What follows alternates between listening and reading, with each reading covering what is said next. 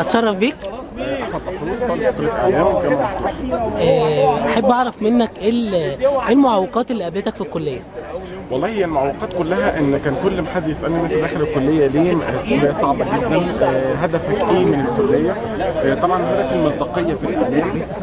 حابب ان انا اوضح فكره معينه، ان الواحد توقف عند تعليم معين هو ما يقدرش يكمل، لا نقدر نكمل ونقدر نوصل صوتنا ونبقى حاجه مفيده في المجتمع.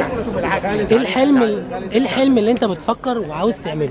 الحلم اللي انا بفكر فيه وعايز اعمله ان يبقى في اعلام صادق، يبقى في اعلام موضوعي، يبقى في ثقافه حقيقيه، مش ثقافه موضوعيه او ثقافه تقليديه.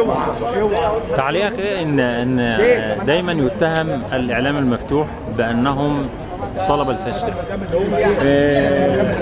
دي تبقى اتهامات طبعا مش صريحه او مش صادقه، لان ممكن يكون في معوقات في الحياه ممكن تخليك ان انت تستنى شويه عن التعليم او تخرج مجال التعليم وترجع له تاني، فبيفتكروا ده فشل.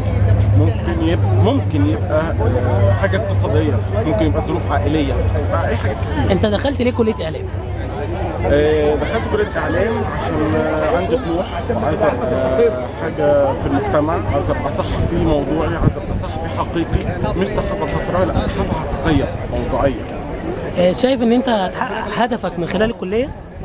والله هو الهدف من إن أنت داخل الكلية عشان داخل طريق مظبوط تعليمي أكاديمي، وبعد كده تطلع توجه المجتمع. توجه ليك بالشكر.